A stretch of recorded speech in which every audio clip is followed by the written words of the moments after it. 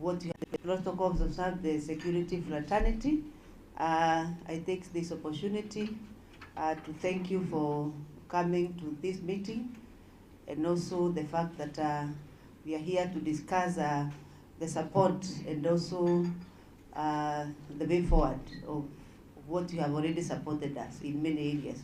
Allow me, in the interest of time, just make a very small presentation on what we went through the ECVR and the status thereof, and also the areas we think that we did very well, especially where the security agencies are involved and where we may think that we need more support.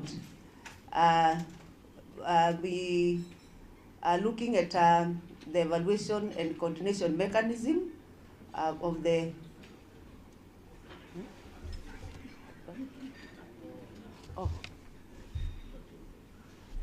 yeah, I'm being told, I don't know how that you may be forced to turn a little bit. Thank you so much. Yeah.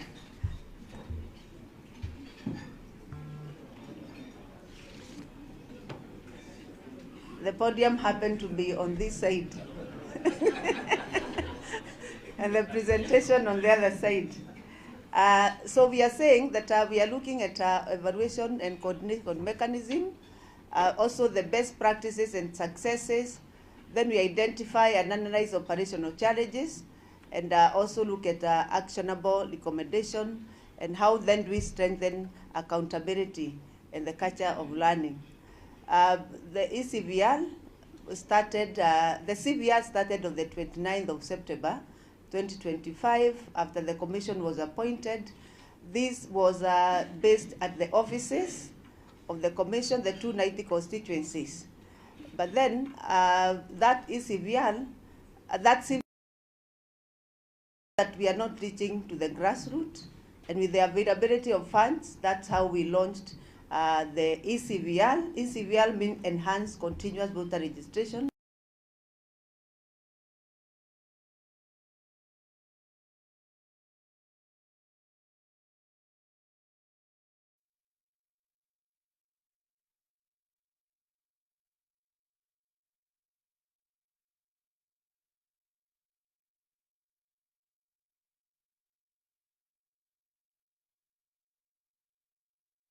Area.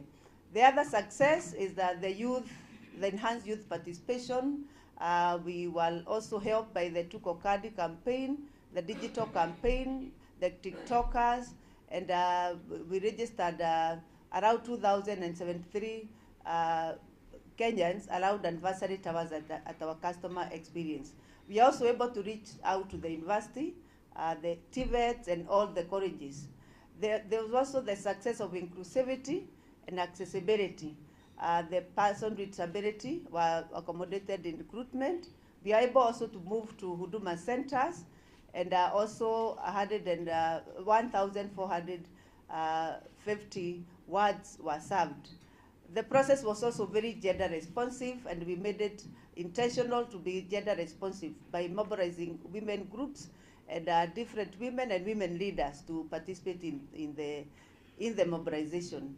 Then the operational excellence, we had 24/7 ICT support, real-time monitoring, and weekly public updates, 5-level cascaded training all across the 12,520 staff that were trained for this particular exercise.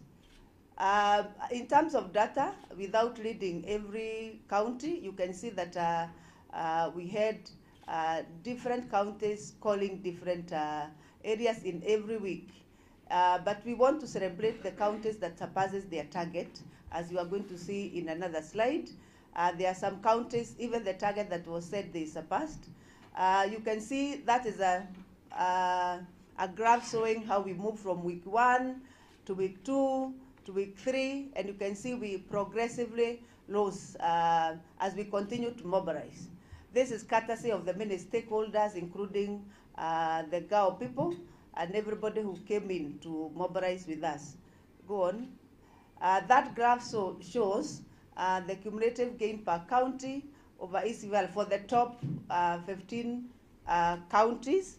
As you can see, I don't know whether you are able to read, the top county, of course, is Nairobi in terms of numbers. But in terms of whether they surpassed their target, they may not have surpassed, but at least Nairobi was leading. There was also Kiambu. There are so many counties you can see there. You can see Bungoma there, you can see Kilifi, you can see Nakuru, you can see Nandi, you can see Kericho. These are Turkana. These were counties that registered very high numbers, and the mobilization came as a result of mobilization that actually was engaged at the grassroots. Go on. What are the challenges that we encountered? We encountered the challenges of IDs, card delays. This was noted, and it was critical. Many eligible adults lacked IDs. There was also the challenge of uncollected IDs at Huduma centers, and also at the areas that the IDs were registered. Then rural-urban migration barrier, and a collection of ID being the original application point. People apply an ID, for example, in Limuru, and then they come to Nairobi. So they then don't go back to pick their ID. So the migration also affected those, took a lot of time for the people who have applied the ID to collect.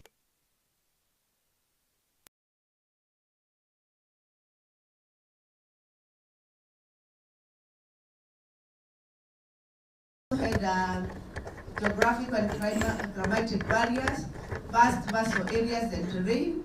Some, of course, are the issue of the rains and poor infrastructure, drought and flooding, impact on voter registration. Then security concern, which was medium in the voter registration. We had isolated attacks on voter registration officials.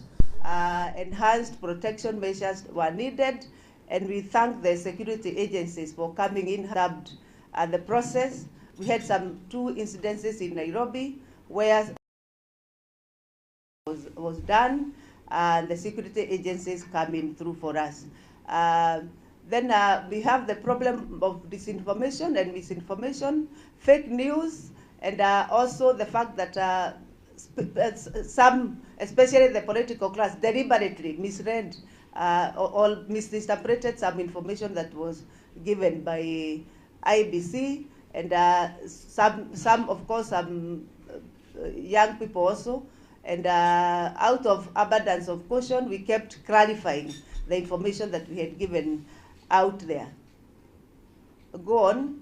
The way forward in priority is that data upload and verification.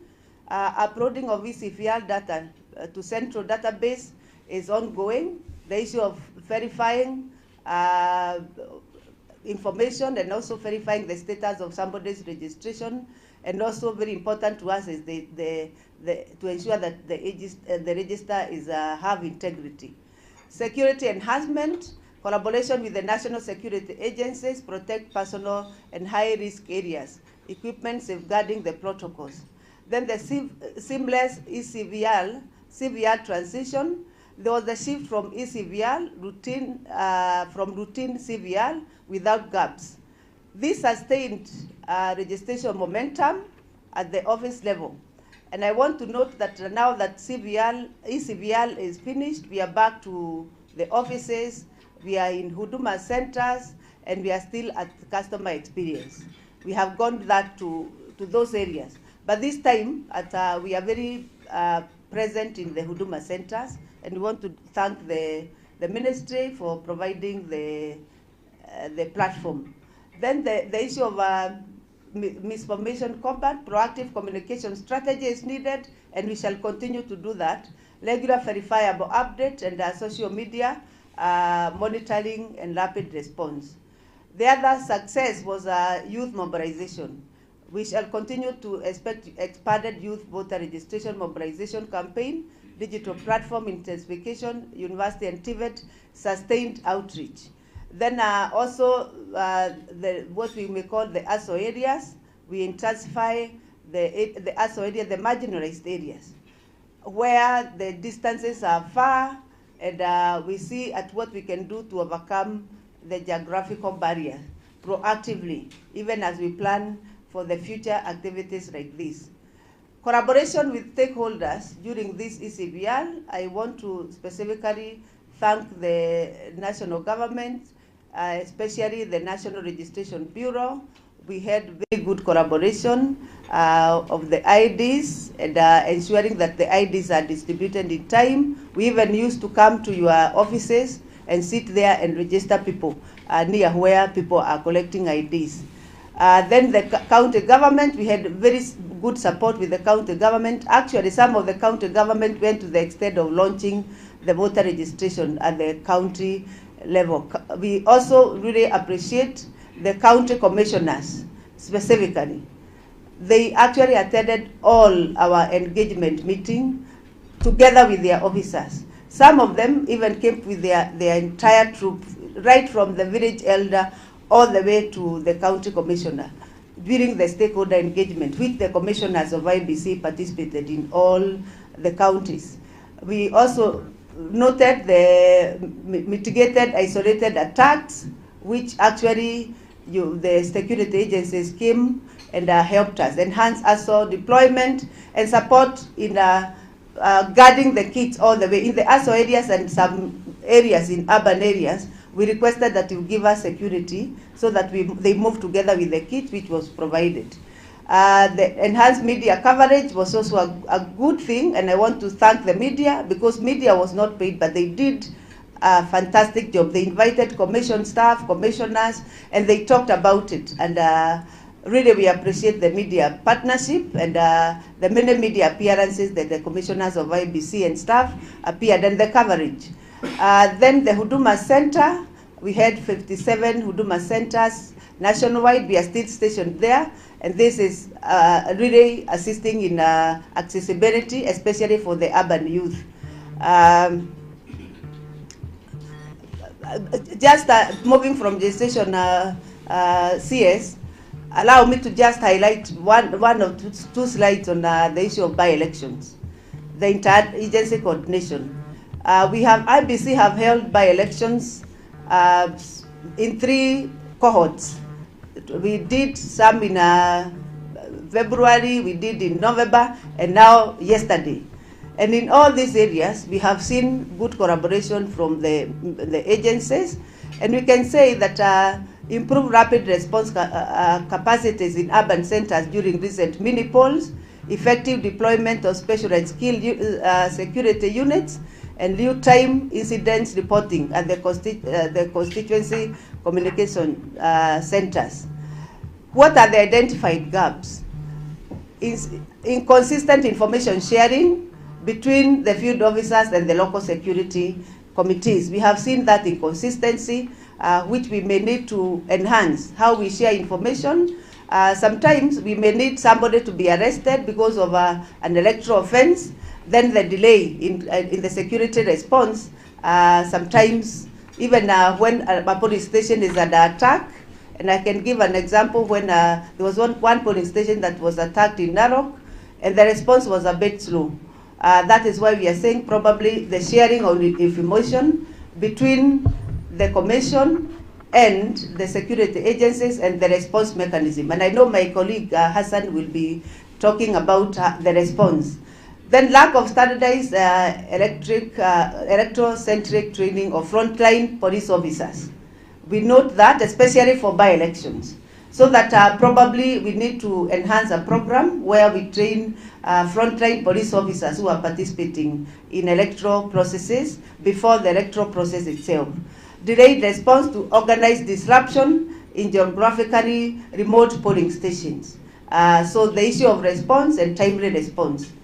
Strategic action is that we should standardize the interagency consultative committee in electoral security at the sub-county level to ensure seamless coordination for the 2027 general election or any other by-election that shall come in by.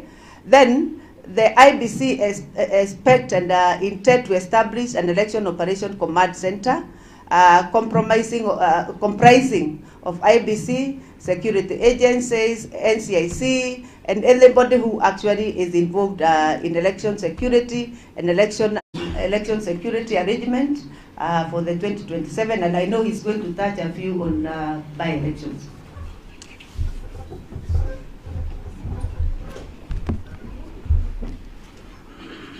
Thank you very much, Commissioner Ann.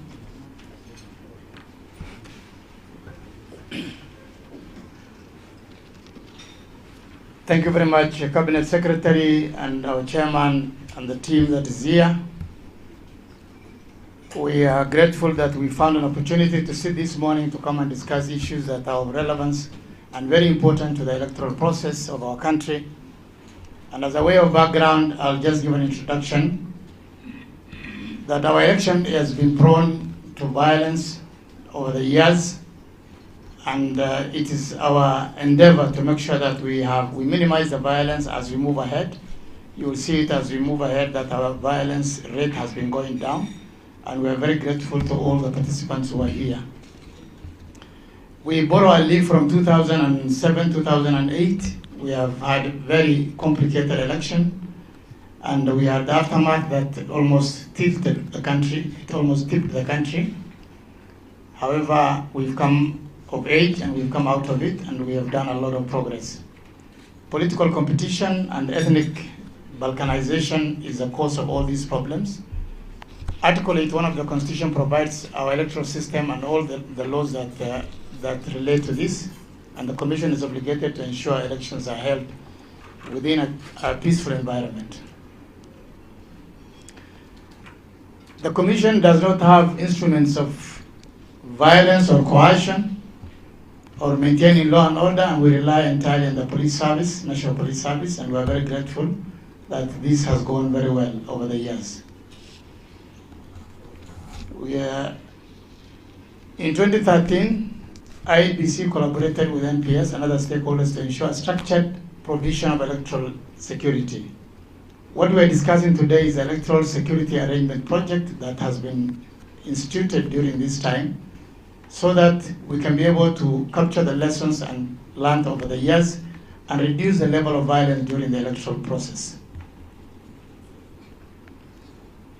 The Electoral Security Coordination Mechanism is structured there. At the high level, we have got the forum co-chaired by IEBC chairperson and Inspector General of Police.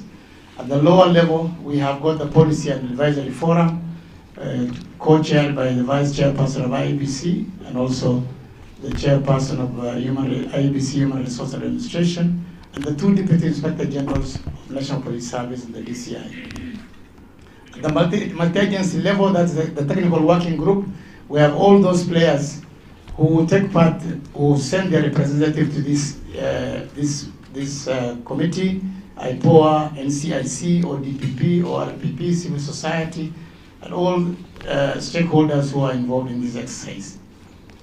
And then at the lower level, we have the Electoral Security Hub, which is at the headquarters here at Anniversary Towers, where we have everybody again seated there in a situation room where they do just what Commissioner Ann has said about a national situation room where everybody sits there to coordinate as election moves on.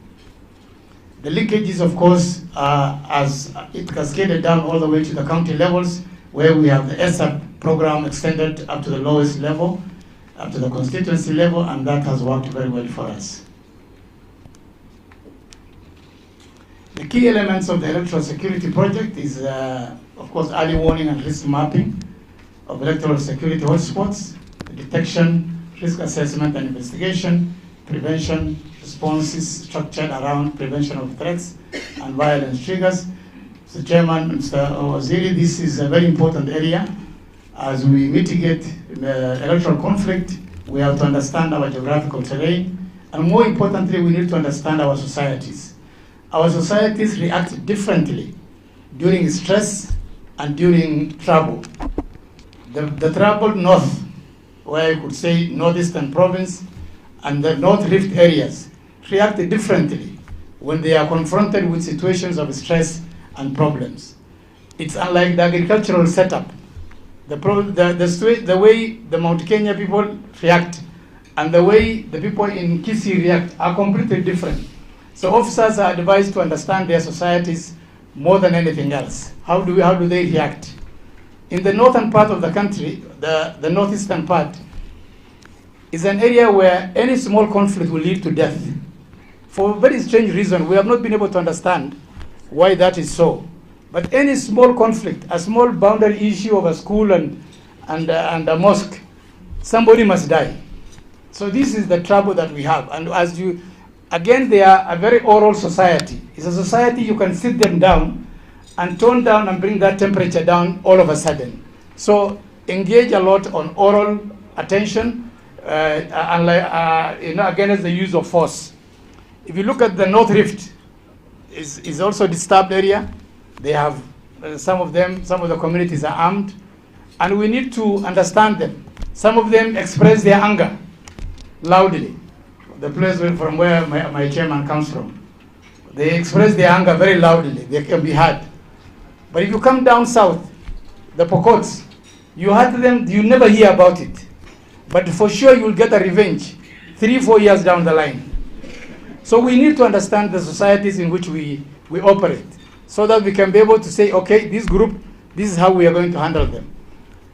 Those of my colleagues, my officers who are here, and I'm very proud, Waziri today, I see Bival here, I see Saka here.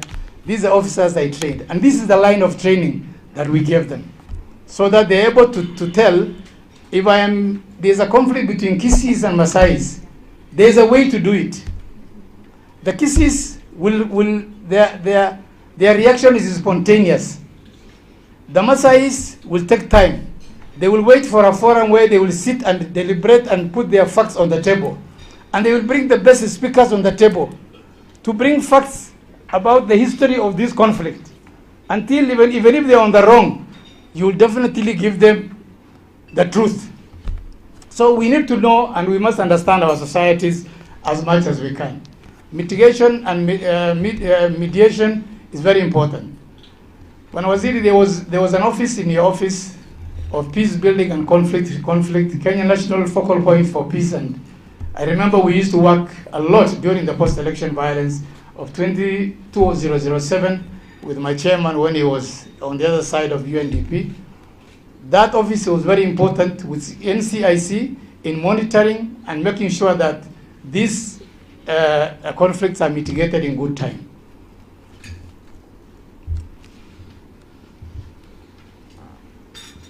Waziri and team implementation of electoral security arrangement is based on the following pillars. Capacity building, our officers must be trained. There is no way, because we keep on evolving. Our officers keep on adding in numbers. We have new recruits coming out into the service. Therefore, we need to make sure that they are at par with all those that have been there. We have to coordinate amongst ourselves. Communication is very important. Electoral gender-based violence prevention is very critical for us as IEBC, because we want to enhance the 2/3 gender parity level. We want to make sure that the 2/3 gender is moved, and the only way to do is to make sure that no gender feels disadvantaged in the process of the electoral process. Public engagement is very important. We have now a very vibrant society that is very social media savvy, and we need to listen to them and address them and reach out to them. The security resource materials are there. We keep on upgrading and revising them. We have, I think the latest is the 2022 edition, and every police officer, every security officer engaged in the election is given a handbook. They are given the manual. They are given security pocket-sized guide for them to be able to keep on referring to. Success and challenges.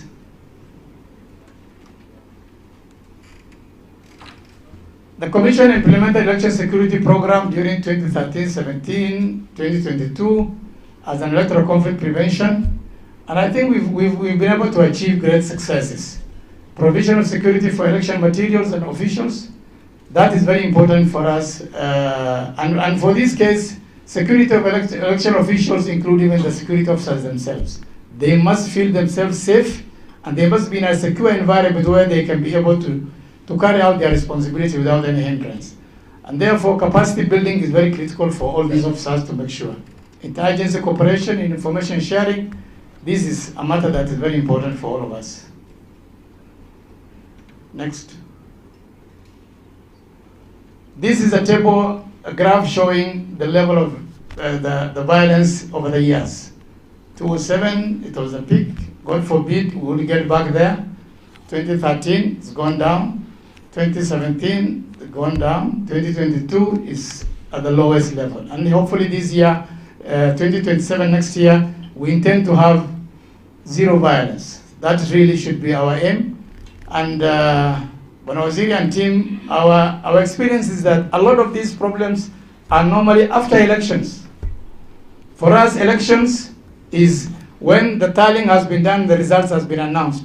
That ends our responsibility as IEBC. Up to that level, we normally don't have any problems. But anything after that, we have the challenge, and that's the challenge we need to confront as IEBC and ESAP jointly together to make sure we don't have it. Challenges of electoral security, late commencement of ESAP in the electoral circle. This is also very important because of the insufficient funding, we tend to move to operationalize ESAP up to the end of the process.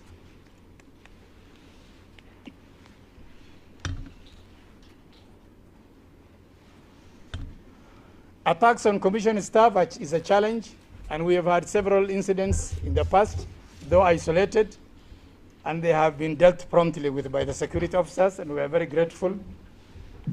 The latest, of course, we had a bit of incident in Banissa, where an electoral official was attacked by young Kenyans who were seeking to be recruited into the polling registration clerks, and the police have moved, DCI has moved with speed, and action has been taken, and the culprits have been taken to court. We also have incidents of in Kariobangi North, where part of our equipment was vandalized and stolen, and there was very fast response from the security organs. Mandate competition, not so much really, but we are all in it. The highly dynamic political environment that kept shifting tact and approach, not just the physical. Last-minute amendments, electoral laws, voter bribery or treating, whatever we call them, is a challenge. For us, I think as IEBC, we are very concerned about our activities within the entire electoral process, the electoral environment, and more specifically the polling station, which is about 400 square meters. Partisan security officers and also IEBC officers, these are challenges that we need to address at our levels. We don't condone, both at IEBC and security officers, to make sure that they are non-partisan. Security threats and disruption at tallying centers. This is very important for us, Waziri team, because all our problems are at the tallying centers. Kenyans will go and vote. They will finish their voting. For us as IEBC, voting begins and ends at the polling station. But when it comes to the tallying center, that is where everybody comes now. All the goons are shifted there, and there's a lot of disruption there. The security of the tallying center is very important, both at the counties and at the national level both. And this time we're going to be very robust. We'll give a very robust security arrangement, and a lot of people will be kept out of the tallying centers to make sure that there's zero disruption. Presence of organized criminal gangs and goons. This is very important, and I'm sure the ministry is top on this agenda to make sure this doesn't happen again. Because we've seen what happened in Homa Bay, in Kasipul Kabondo. That was a very disruptive process by goons. Yeah, we've seen attacks in Balaba, Narok Town, evidence of killing in Kasipul, which was very bad. We need also the process of investigation and arraigning people in court, and the court processes to be fast-tracked so that people know that there's always consequences to an action that they do. Early risk mapping and recommendations, early risk mapping, preventive deployment are more effective than reactive security responses. Expedite investigation and prosecution of election offenders. Strong polling station access control frameworks are needed. Enhanced protection of election technology and material is critical. Next. Threats towards 2027. Presence of, again, goons seems to be the only common denominator in all our speeches about electoral violence. Goons and criminal gangs. We need to eliminate this. from our midst to have a free election. Voter repression and intimidation, this will come as a result of violence, and that's why securing the voter environment is very important. Hate speech, this Waziri is one of our greatest challenges as we have today, because it looks like it is the easiest way to rally people behind yourself. You have to be insultive, you have to insult somebody for the young Kenyans who are unemployed to listen to you. It's unfortunate. So this is hate speech is very important, and we call upon our sister organization, NCIC, to take lead in this process and make sure that this is minimized. Cybersecurity threats, this is challenging because we are headed towards the election, and we have a very IT savvy community, especially the younger generation, who are hacking literally into everything. Last minute change of election laws is also, it has its own disruptive effects. Polarized political environment, as we head towards the elections, we have that serious concern about polarizing the political environment. Media bias. Our brothers and sisters within the media fraternity have been very helpful. They have taken our message, and that's why we achieved our targets for the ECVR. However, we still see pockets of bias reporting, and this has a challenge and a bearing on the election in 2027. Persistent attacks on the Commission. The Commission can be closely, compared to midwife. We've said it time and again. When you keep on attacking the midwife, you don't expect the mother and the child to be safe. So we have the legal process of making sure that the electoral process is conducted in a free manner. But if we continue bashing the electoral body, electoral management body, then it becomes very, very complicated. The attack can be physical, the attack can be through the media. It is very disturbing for us because it saps our energy from progressive working to every time we are just attending to crisis of attacks here and there and here and there. It's unfortunate, it's our society and how it is. Misinformation and disinformation. This is also, we've seen, people's pictures, people speaking. Yeah, the AI world has come to, those of us who were born before computer, we're actually wondering what is going on in this world. Terrorism, especially in the northern part, especially northeastern part, we have issues which are still disturbing us, and we need a very secure environment for us to conduct the elections. As it is now, we need to do a bit of work there. Plans for 2027, we are just coming to the end. Personal safety, zero tolerance for harassment of IEBC officers, security officers, observers, and everybody. Critical infrastructure at the tallying center, surveillance, restricted access control, logistic securities, armed escort and GPS tracking of all our sensitive materials is done during the campaign, the election process. Cyber security, collaborative monitoring of digital infrastructure with national security agencies. Organized disruption. You can see goons and criminal gangs is a common denominator when you talk about electoral violence. So these are things we are attending to: political militias, intelligence-led policing, personnel intimidation, legal enforcement. All these are what we're looking forward to.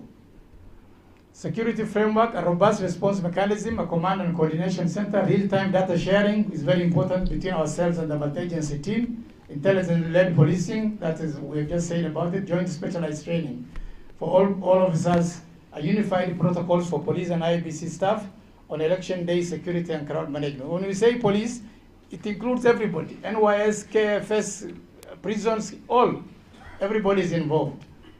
Community policing, engaging local leaders to prevent election-related security threats and public disorder. We need to engage communities, and we must have a formula of engaging errant leaders who keep on inciting.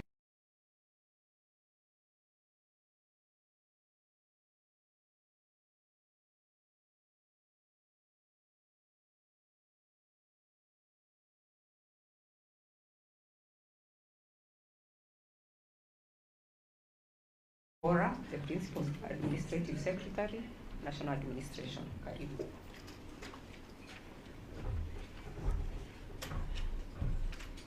Thank you, my co-MC, Madam Purity, and the presentation by the IEBC team. A round of applause for them.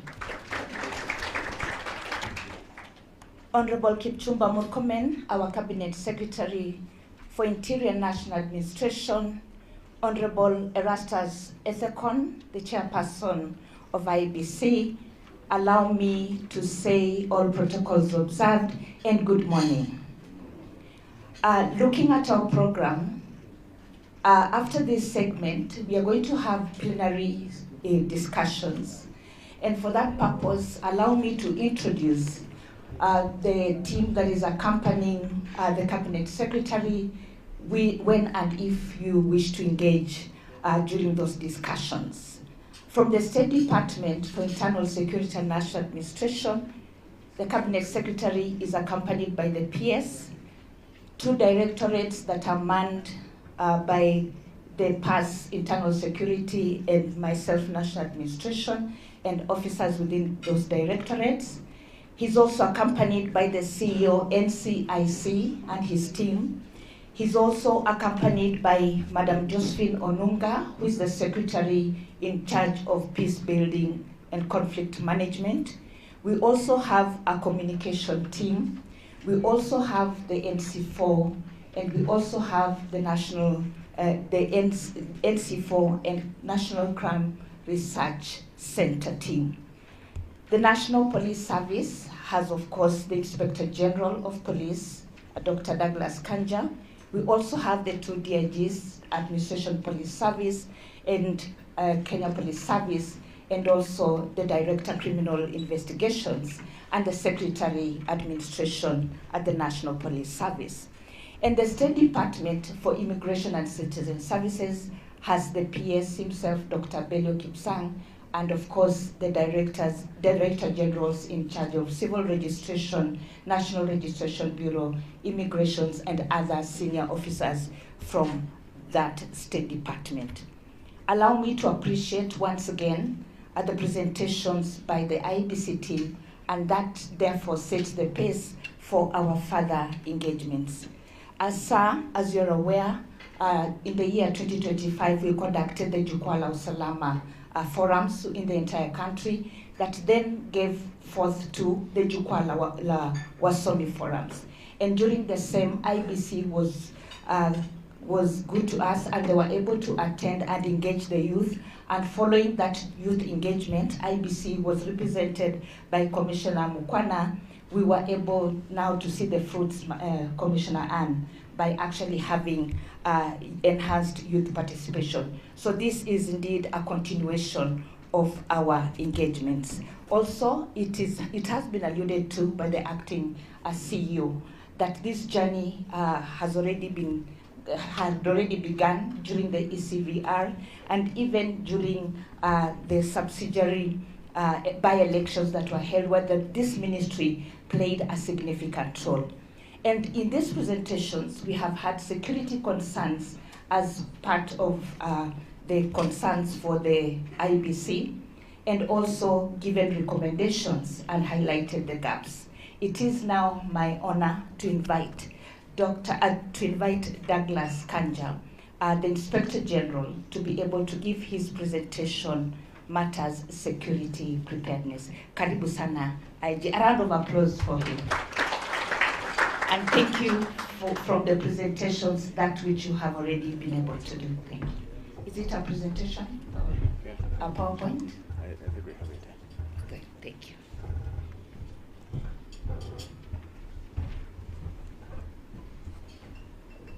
So, 1 minute. 1 minute.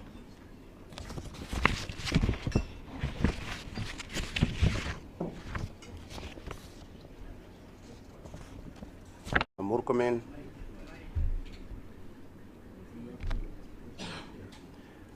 Thank you very much. Our chief guest this morning, CS Honorable Kipchumba Murkomen, the chair, IEBC, vice chair, the two PSs present with us this morning, commissioners of the IEBC, DIGs, Mr. Ngat, in charge of the Kenya Police Service, and DIG, Mr. Gilbert Masegeri, in charge of Administrative Police Service, together with the DCI, responsible for the investigative services of the National Police Service, and all the senior commanders present with us here, and everybody else. Let me adopt the protocols so far observed.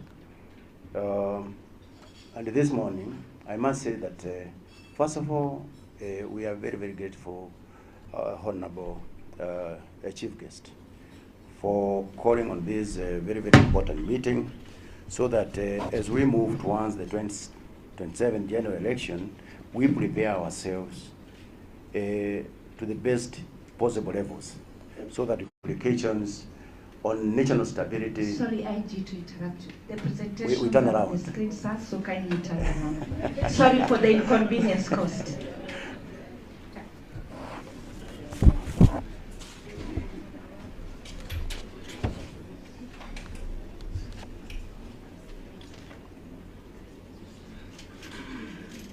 Okay, thank you very much.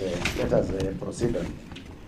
So as I've said there earlier, election remains one of the most sensitive national processes with significant implications on national stability, public order, economic continuity, and constitutional governance.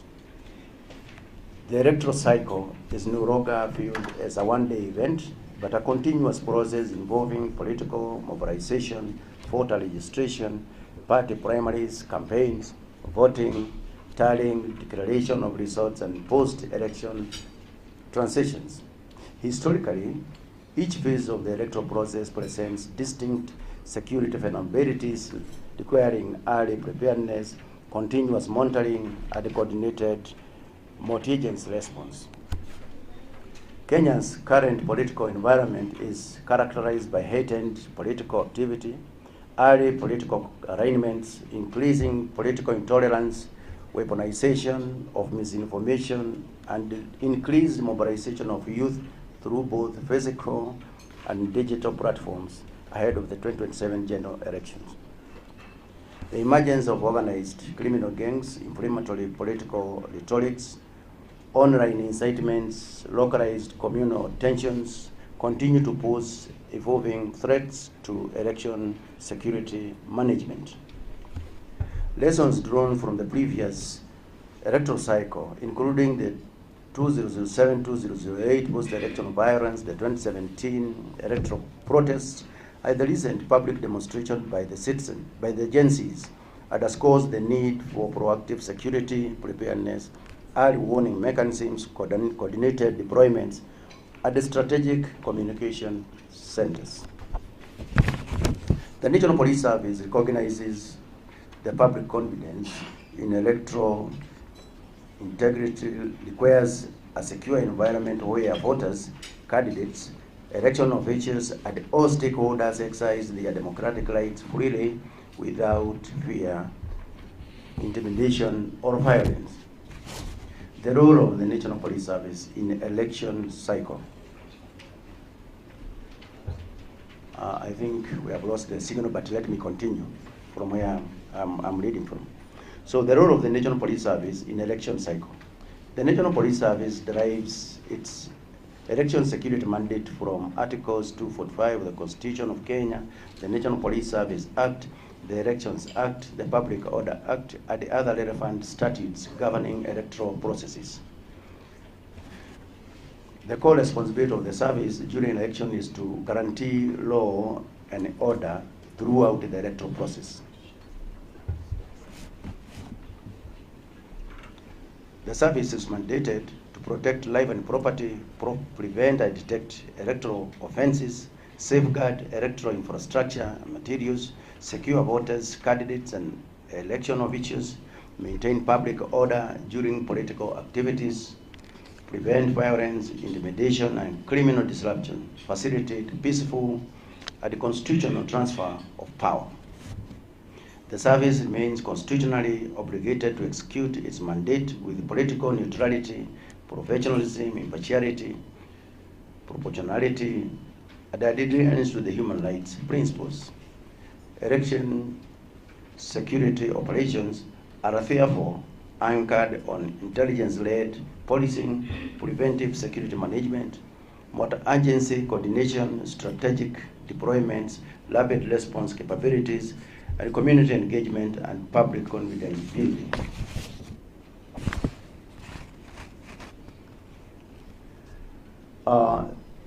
Security dynamics across the electoral cycles. You are aware that we have 3 electoral cycles. We have the pre-election cycle, we have the election period, and we have the post-election period. And they have actually been elaborated very, very clearly by the former speaker who was here. So, in the key election, pre-election phase, key activities includes, as has been elaborated here, national ID registrations, the continuous voter registration, political mobilization, party primaries and nominations, and political rallies and campaigns.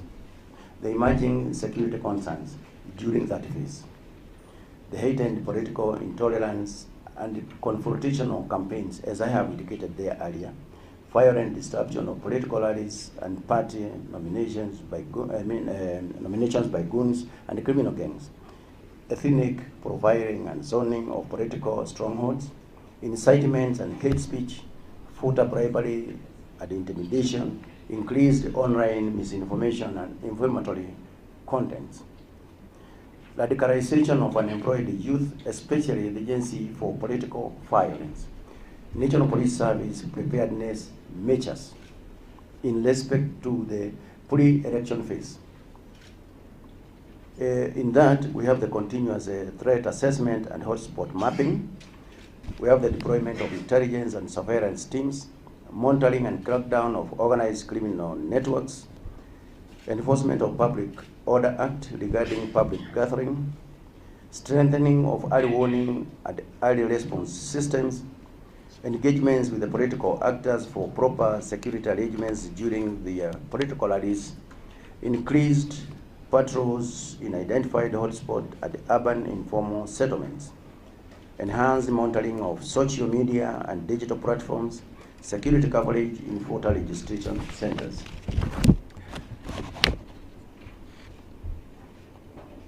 During the election period, that is one of the cycles. The key activities there is the distribution of the election materials, the polling and the voting exercise, tallying, and the transmission of results, security risks. During that period, the disruption of polling exercise, attack on polling stations and tallying centers, destruction and interference with election materials, coordinated violence in identified hotspots, targeted attacks against election officials, violent crowd build up around tallying centers, cyber-related disruptions and misinformation, opportunistic criminality, and looting. The National Police preparedness measures. Deployment of integrated election deployment plans, security assessment of polling stations and tallying centers, joint operation centers at the national, regional, county, and sub-county levels, escorts and protection of election materials, deployment of rapid response at specialized unit, strategic deployment of anti-riot squads in each sub-county, enhanced communication and centralized command system, strengthened security deployment in critical infrastructures and area and ground surveillance in high-risk areas, meaning that the National Police Service has got a whole lot of things that it's supposed to do to ensure that we have a successful electoral process. In the post-election phase, the key risks are rejection of all contestation of results, mass demonstration and unlawful assemblies, ethnic retaliatory attacks, arson and destruction of properties, attack on businesses, critical infrastructure, mobilization of organized gangs for violence, barricading of roads and key highways, community displacement and localized conflicts. Our National Police Service preparedness measures, sustained deployment in hotspot at vulnerable areas. We ensure that we deploy adequately. Activation of contingency response teams, enhanced public order management operations, protection of strategic national installations, community stabilization and peace engagement, joint intelligence monitoring and response coordination, enhanced highway patrols, and continuous operational readiness until completion of the transition process, meaning that the National Police Service is also working with everybody else, including the motor agency, so that we can be able to achieve all that. The national threat assessment, the service has taken a nationwide threat and vulnerability assessment to identify emerging election security threats, drivers and triggers. This is a continuous process, so that by and wide we keep on responding to whatever new things are coming up, so that we can always be able to prime ourselves adequately to deal with emerging threats. The key national threats identified so far is political incitement and hate speech. This has already been mentioned by the earlier speaker. Inter-party conflicts, proliferation of organized criminal gangs, increased availability of small arms and light weapons in some areas, radicalized and employed youth groups, honoring misinformation and propaganda, ethnic polarization, communal mobilization, terror threats and violent extremism. This one was also mentioned in some areas that we need to deal with. Cross-border criminal activities and budgetary and intercommunal conflicts in some of the regions within our country. So these are the areas that the police must actually be on top of everything to ensure that we have peaceful elections all through. Hotspot mapping and risk profiling.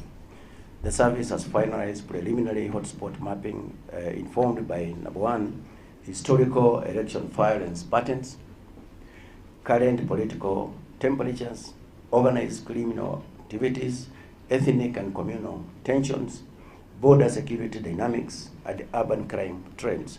So these are all the measures the service has actually put in place so that we can be able to profile all the risks that can be involved while we are in the processes of the election processes.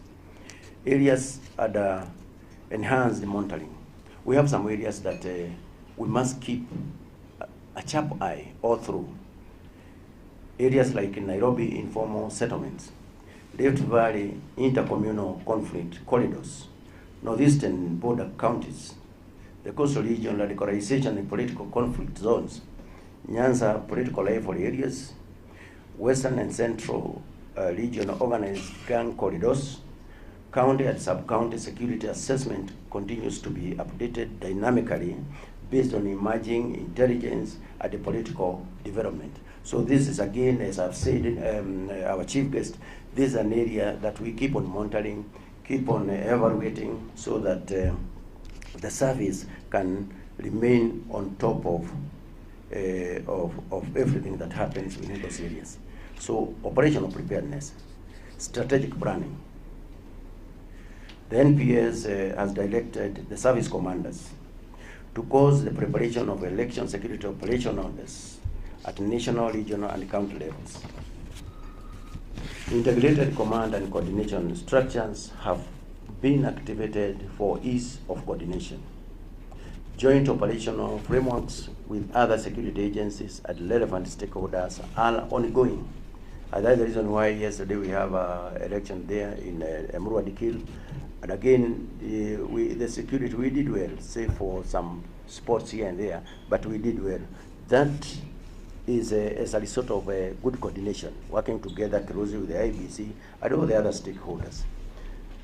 Deployment preparedness. The service has identified strategic reserve deployments from other security agencies, including the Kenya Police Service, the Kenya Wildlife Service, Kenya Forest Service, the National Youth Service, to give synergy to the NPS officers. The General Service Unit, the RDU, the ASTU, the OSU, including other specialized units, have been placed on enhanced readiness, meaning we can be able to overcome any challenge that any security challenge that can be that come at any stage, because we have that broader team to assist the National Police Service. Public order management preparedness. Continuous and trial drills and simulation exercises are ongoing. This one is actually training and capacity building aspect of the service, because as it was mentioned here earlier, training and capacity building is critical to the success of any given election.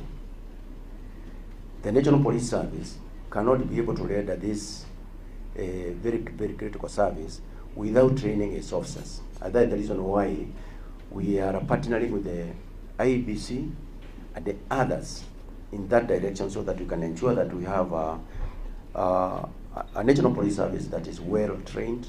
It has enough capacity. Currently, we have over 10,000 recruits who are also undergoing training, meaning that we are also beefing up on the numbers, and so forth and so forth.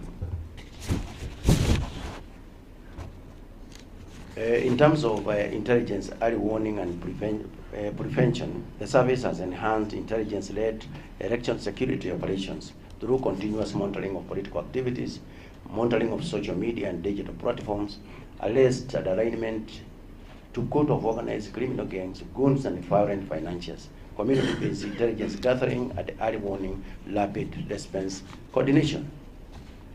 Multi-agency coordination. The election security management requires whole government coordination. The service continues to work closely with all the relevant stakeholders for the success of the 2027 general election. Key challenges.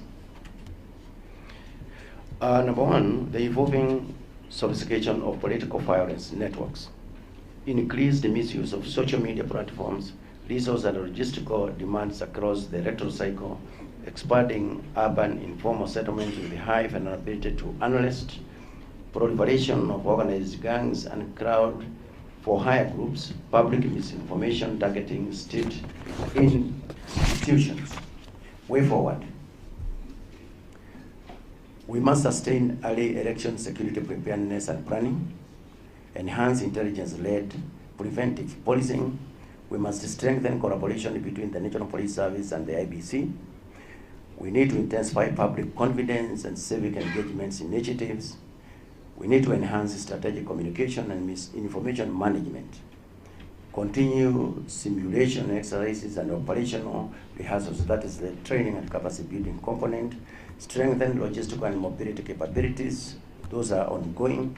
There is a need to maintain political neutrality for the service, professionalism and constitutional policing. This one again was mentioned, that between the policing agency, even the IEBC, some of the officers could be going overboard on that. And in conclusion, our chief guest, the National Police Service remains committed to securing the electoral process and safeguarding Kenya's democratic stability. Number two, the service will continue to discharge its mandate professionally, impartially and constitutionally throughout the electoral cycle. Number three, the collective success of the electoral process is anchored on sustained collaboration, early preparedness, institutional coordination, and public confidence. Number four, the service assures the people of Kenya of its readiness to provide a secure environment for peaceful, credible, and democratic elections. And I thank you. Thank you, our Inspector General of Police, National Police Service. Thank you. A round of applause for the IG. Thank you so much for the well-articulated presentation on security preparedness during the forthcoming elections. And indeed, you have raised the concerns that were raised during the earlier presentations. More importantly, we shall engage more during the plenary, and thank you for the assurance. National registration documents have been highlighted in the presentations as in fact critical concerns for the Commission to be able to deliver an expected election next year. It is now my privilege and honor to invite Dr. Belio Kipsang, our Principal Secretary in charge of Immigration and Citizen Services, to talk to us matters registration documents for the electorate during the next elections. A round of applause for Dr. David Kitsang. Welcome, sir. Thank you.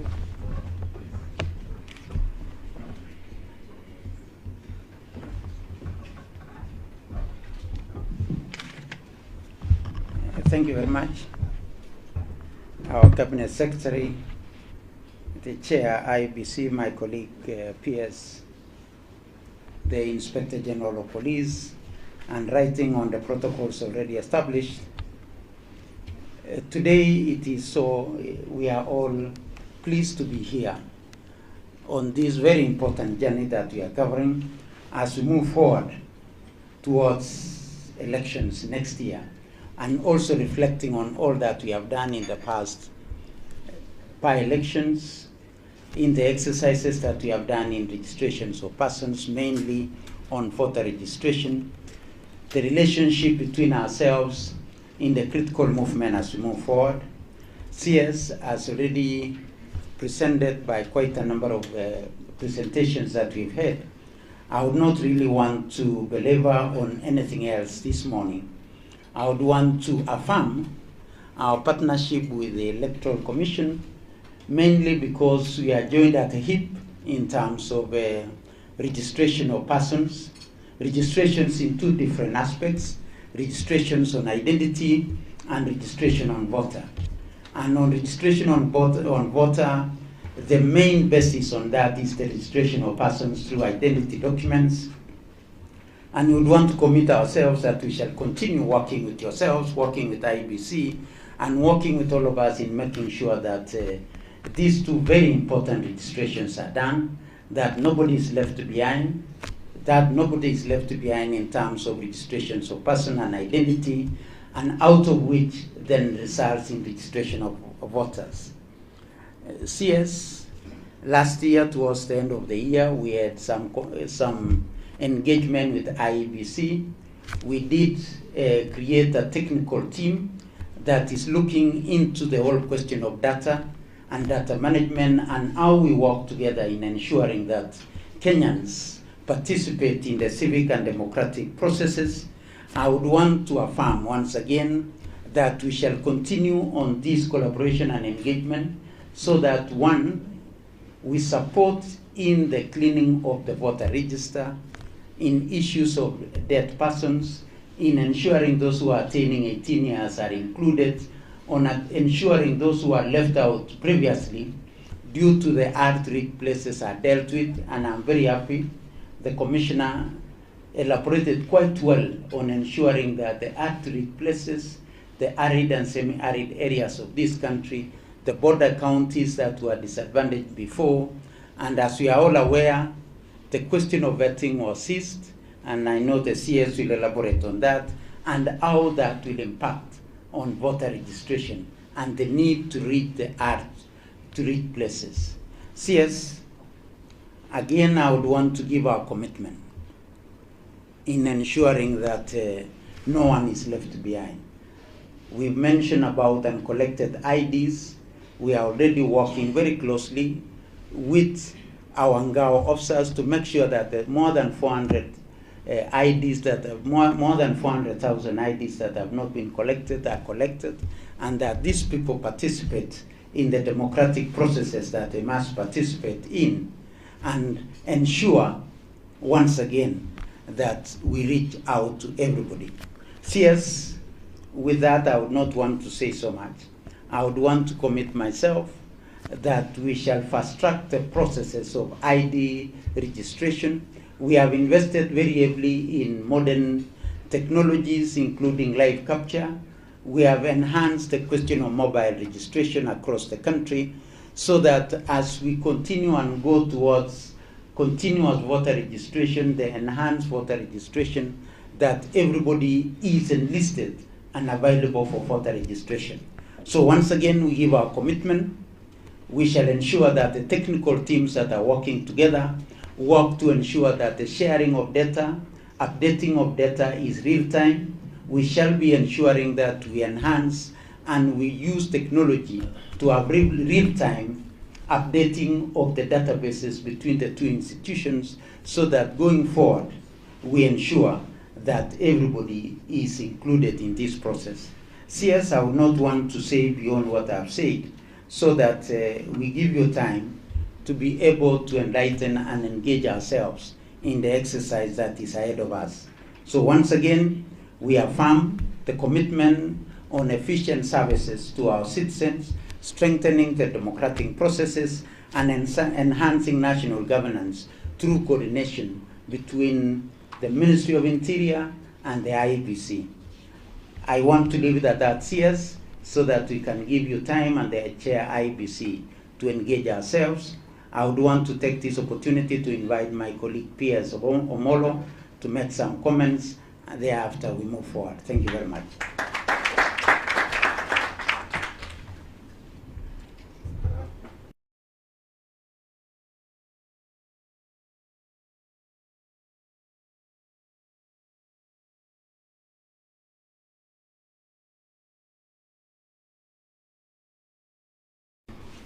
Of IEBC, your vice, the acting CEO, commissioners, colleagues, ladies and gentlemen, good morning. Good morning once again.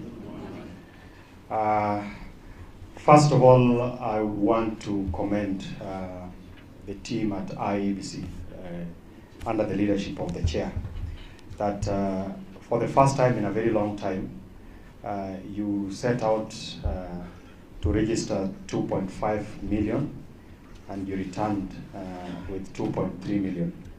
And that is an impressive 92% score.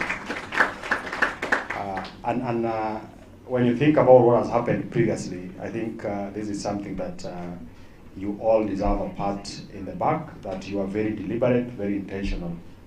Previously, you would go out to recruit or to register 6 million, you end up with 1.5 million. So it is something that is worth celebrating, and also maybe just to appeal and request the media to help us in propagating this out, because part of what we are doing even this morning is to build public confidence in the exercises that IEBC has been tasked with. Number two is looking at what has happened in the previous elections. Right from 2007, 2013, 2017, and the last election of 2022. And there was a lot of positives when you look at how the last election was conducted. And it is our prayer that the election of 2027 will be even better. As the State Department responsible for internal security and national administration, we will continue to work together. We have an elaborate infrastructure that involves the Ngao team, and we will continue to work together, just like Commissioner Noor had already spoken to. Lastly, is that going forward, as we head into the next election, what Kenyans would be asking or expecting of all of us as stakeholders in the electoral process is that are we running a system or a process that is transparent, a process that is accountable, a process that is efficient, but also most importantly inclusive, so that no Kenyan who is supposed to be a voter is disenfranchised from participating in the exercise. So as we go towards the election, I think it will be important and incumbent upon the Commission to have this in mind. And more often than not, the challenge has always been, you find people have voted, and the Commissioner, the CEO here was telling us that after the vote, we expect people to go home, but we end up with crowding at the tallying centers. I hope this time the processes can be much more efficient, so that we don't have to wait for 1 week, for 4 days before we know the results. Because these are the things that end up raising unnecessary anxiety. So thank you, team. I don't want to say more than that because my minister is here. I wish you well, and just to reconfirm our availability and commitment to partner and work together to support the Commission in delivering for the country. Thank you.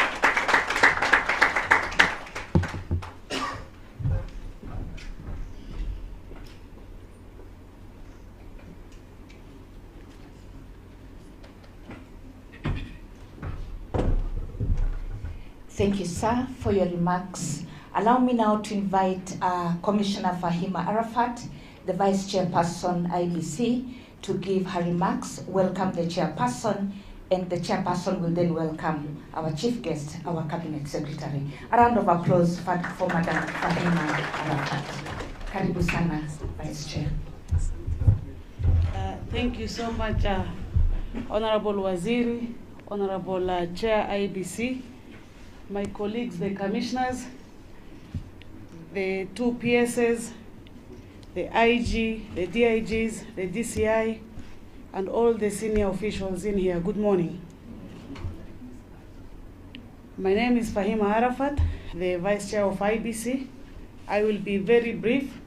Before I welcome the chairman to talk to us, allow me to first acknowledge and just mention the names and the committees that my colleagues chair. And I would like to start by Commissioner Anderitu, famously known, and she's our chair of operations. Because of time, they usually speak, but we know Waziri is constrained. My sister, Commissioner Mary Karen, she chairs the Committee of Legal and Political Parties Liaison. Commissioner Hassan Noor, tumpige makofi. He chairs the Committee on Human Resource and Security. Our elder, Professor Adwal, Francis Adwal, he chairs two committees, that is ICT and Boundaries and Delimitation. And lastly but not the least, the one and only Commissioner Lutalala Mukhwana. He chairs stakeholders engagement, communication, voter education, and everything that needs to be communicated. Yes, so first and foremost, Honorable Waziri, I want to take this opportunity and thank the collaboration between the IEBC and the Ministry of Interior and National Administration during the ECVR. We enjoyed peaceful environment across the registration centers, and we conducted successfully the exercise, and we concluded within the timelines. Because you can imagine if anything had happened, we would not have managed that. So that is something we must acknowledge ourselves as IEBC, plus the collaboration of all other stakeholders. Secondly, we want to thank Kenyans for trusting us and coming out in large numbers to register 2.6 million voters. We did not achieve this because of anything, but because led by our chairman, we moved across the country, sensitizing and engaging citizens, even in vernacular, different platforms and different groups. I remember when we first started in Mashuru, where maybe the CEO speaks the language, and we called out to Kenyans, Adung Kura. You can imagine now Abajuni from Lamu, I know what is Adung Kura. It means come out and register as a voter. That was in September 2025. So we moved across the country, and we appreciate Kenyans for listening to us by registering. Lastly but not the least, I want to affirm and emphasize that elections is not only the duty of IEBC. It is a shared national responsibility, and all stakeholders out there, we request that we work together to ensure we deliver a credible, peaceful, and transparent election. It is now my singular honor and duty to welcome the one and only, ama kuna mwingine? The one and only chairperson of IEBC, who will ensure we deliver a credible and transparent. Ni nani mwingine kama si triple E? Ethekon, Edung, Erastus. Makofi kwake. Hayo makofi hayatoshi. Moja, mbili, tatu. Karibu chairman, and talk to your people. IEBC. Thank you very much, IEBC. the Honorable Onesimus Kipchumba Murkomen, Cabinet Secretary of the Ministry of Interior and National Administration. The PSS present here, Dr. Raymond Omolo, Dr. Bello Kipsang. All your PSS are doctors.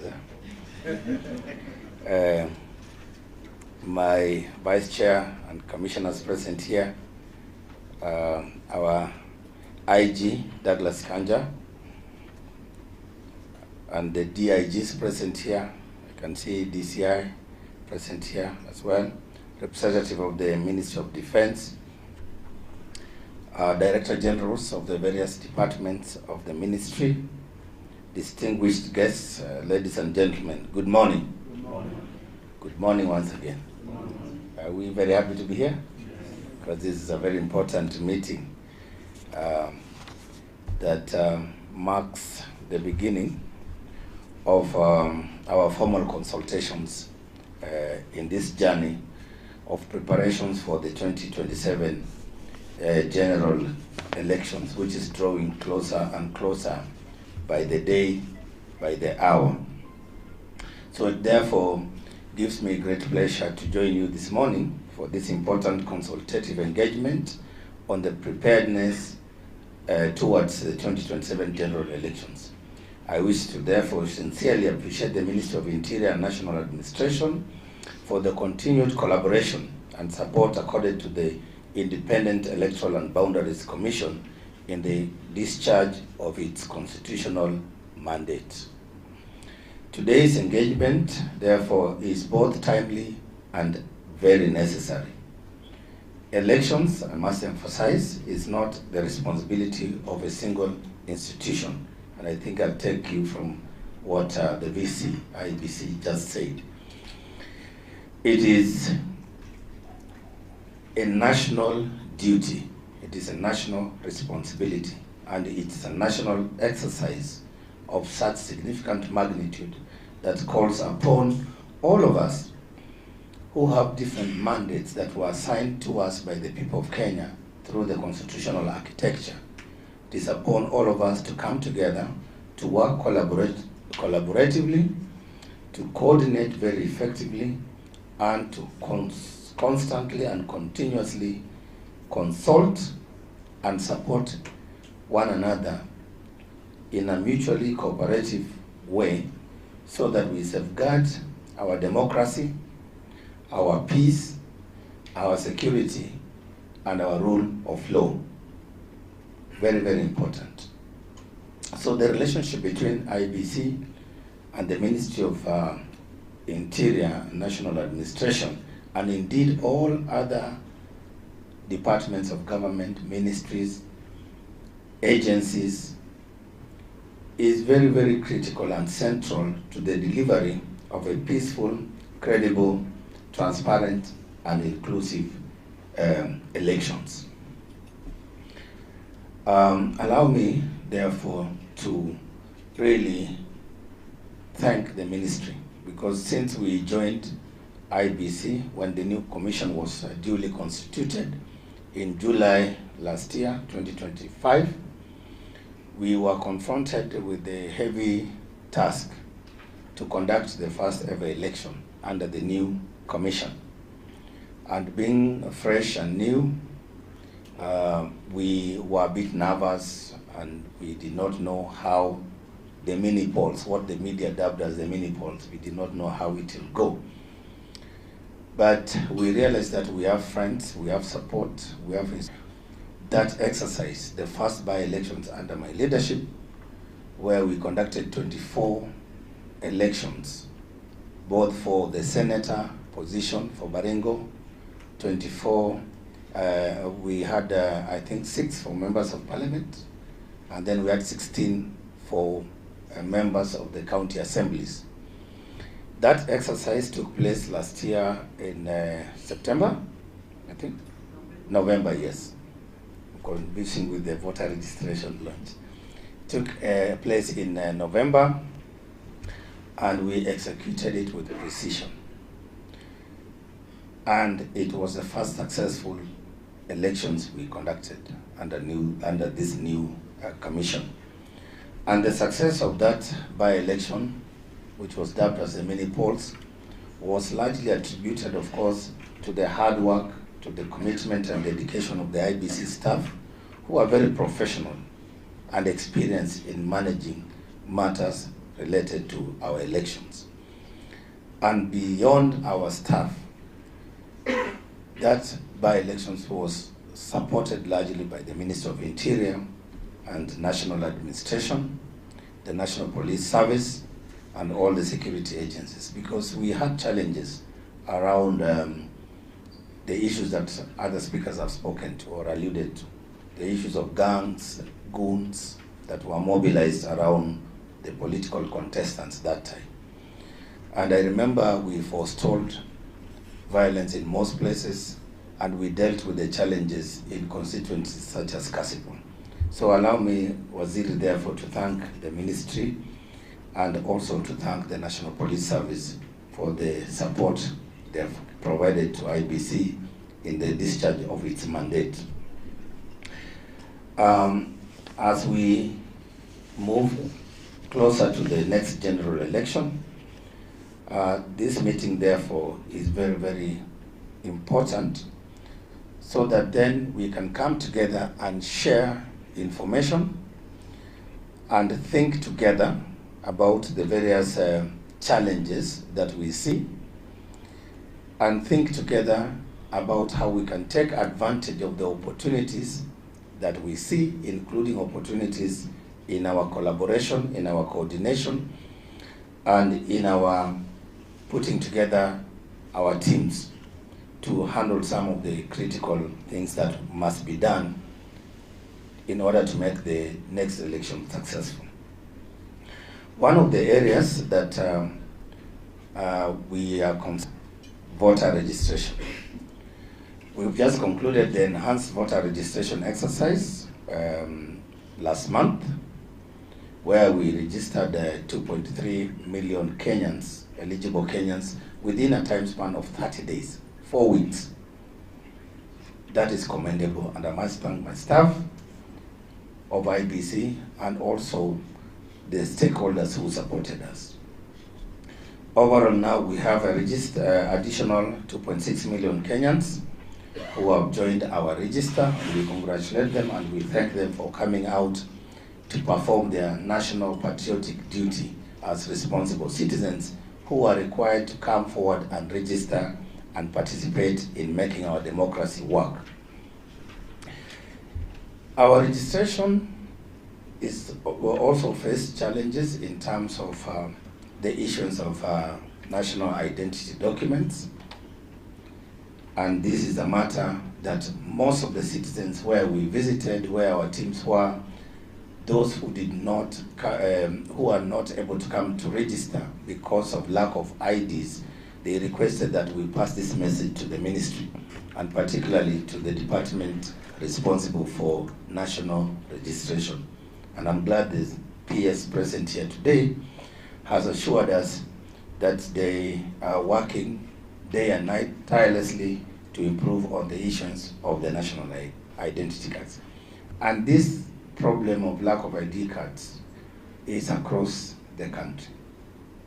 Most places, right from Nairobi here, Central, Lower Eastern, Upper Eastern, Northern Kenya, the southern part of the country, the borderland communities, those communities that live along our international borders, have also asked us to tell you, Waziri, and your PSS, to avail to them these documents.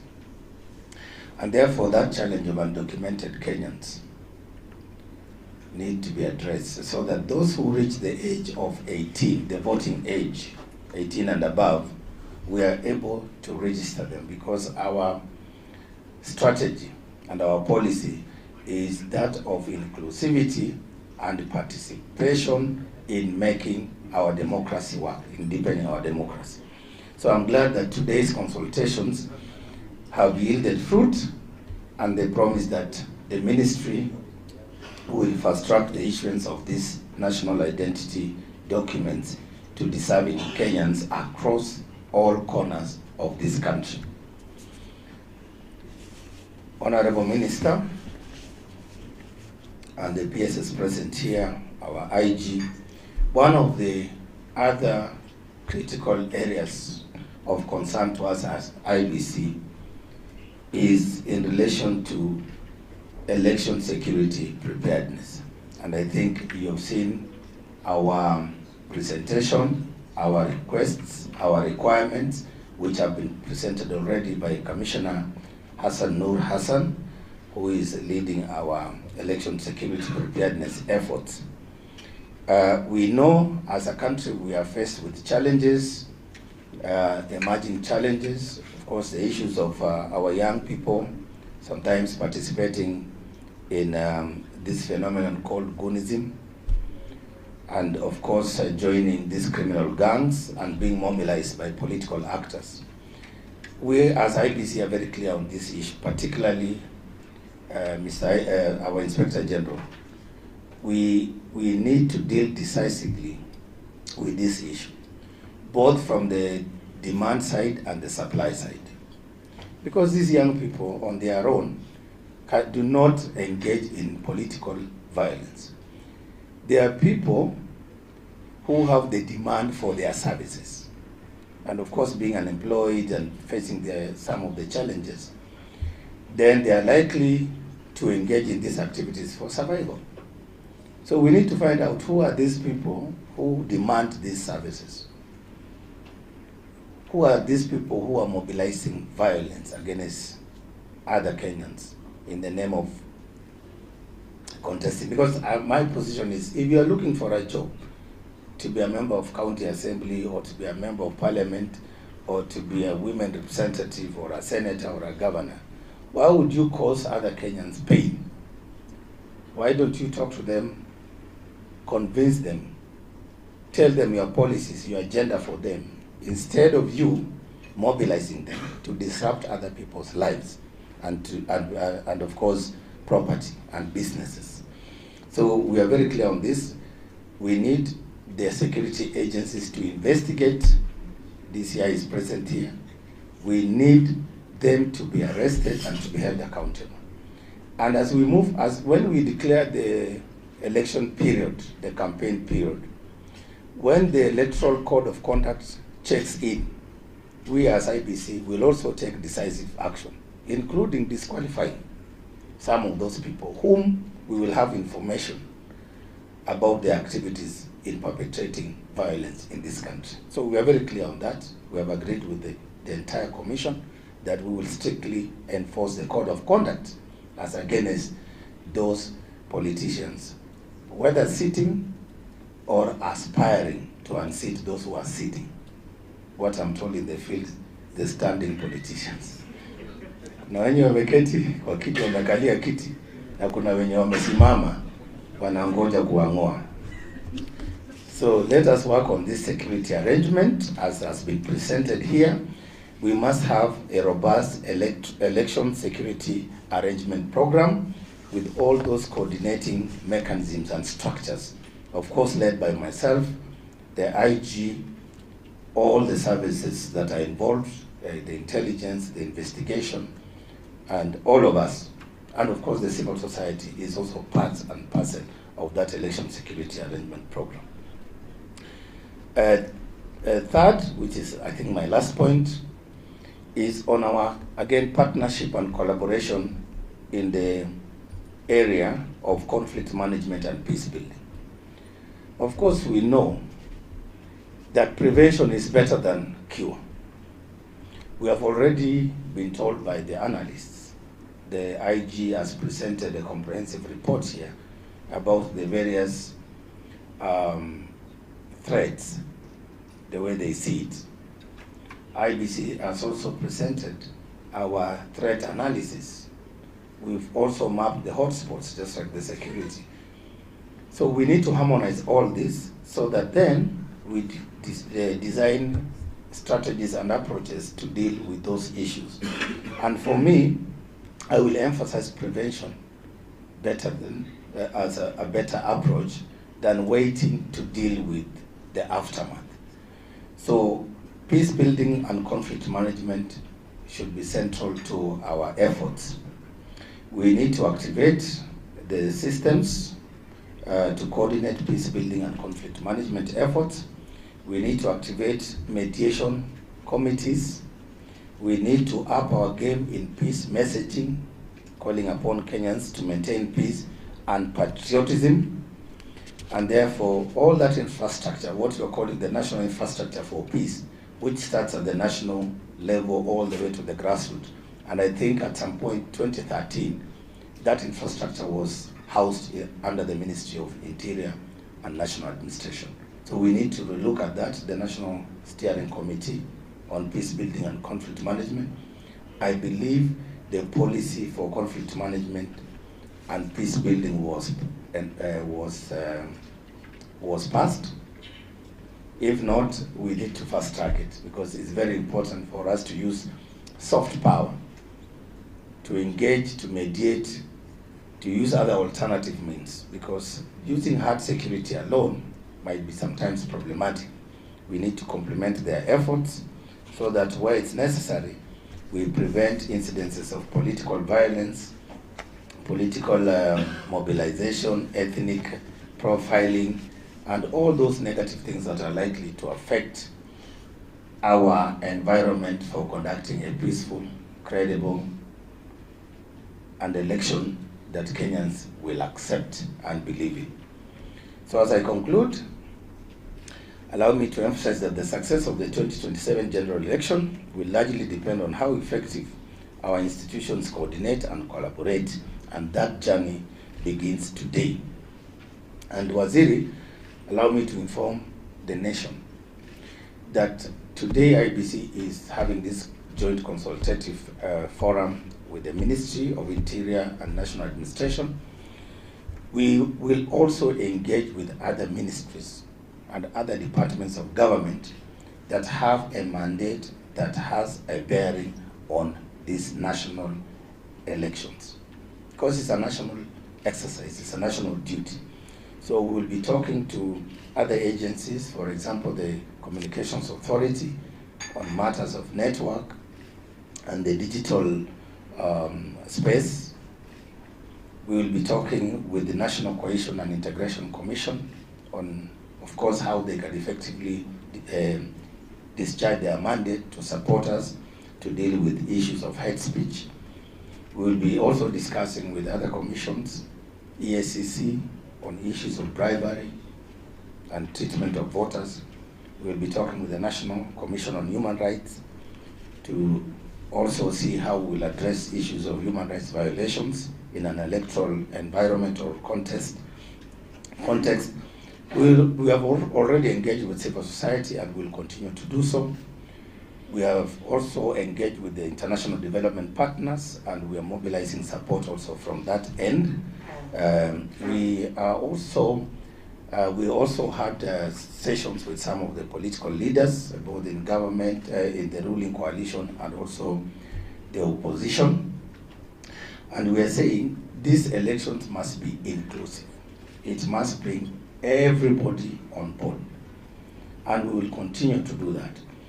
As we move forward, we are also planning to activate the election support program, and we'll be having roundtables to discuss the security challenges and threats to our elections, as has been said. And that effort is led by Commissioner Nur Hassan. And IG, we request that we convene a meeting very quickly so that we can roll out that program. We are also planning to have a national elections conference, the road to 2027.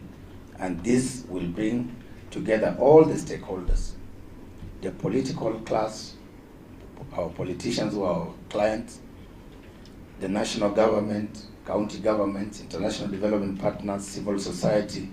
All these groups will be invited so that we have a national dialogue around what kind of elections are we going to have in 2027, because it's our collective responsibility as the Kenyan people. So with those many remarks, allow me to conclude by saying that this journey must hold us together and must enable us to move together collaboratively towards a peaceful, credible elections in 2027. So I therefore thank you for listening, and I thank you for this forum. I thank my staff for organizing this, and I thank the staff of the Ministry of Interior for also organizing the success of this forum. And I therefore call upon Waziri, Honorable Onesimus Murkomen, to come and address us. Please welcome him with a big round of applause. We'd like to hear from Waziri how he intends to address some of the challenges we have thrown on his way. Thank you. Thank you, Chair. Thank you very much, Chair. Please, let's be seated, all of us. Thank you.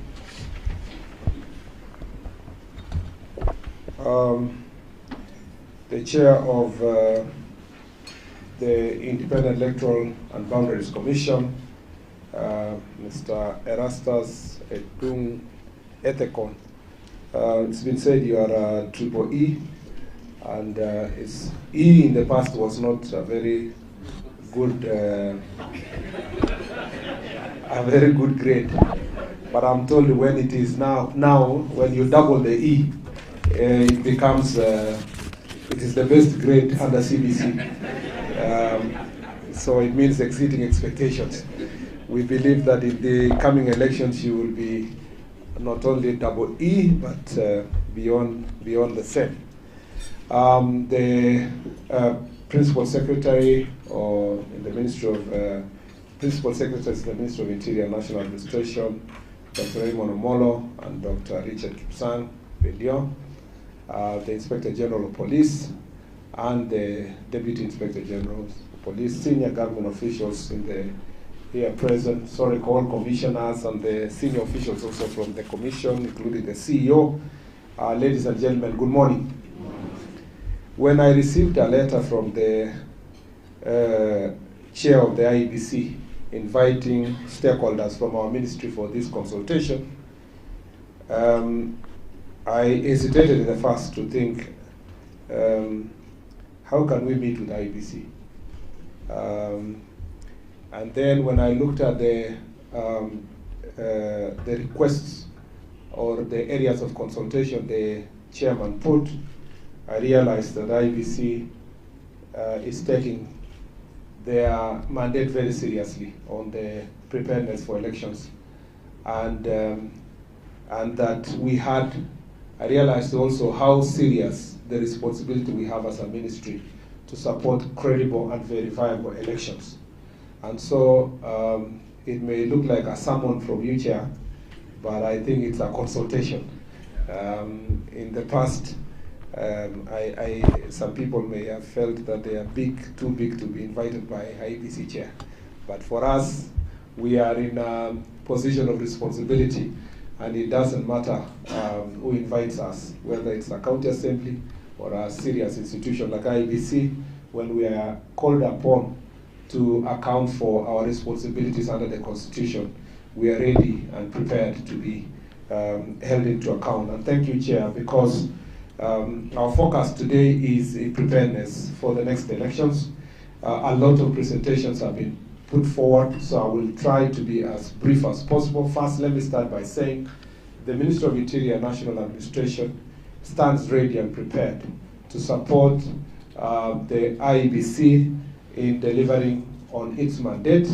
Our support is anchored in the Constitution, the responsibility of the executive to execute all that has been passed under the Constitution, the laws of Kenya. And also, we pledge our allegiance to the Constitution.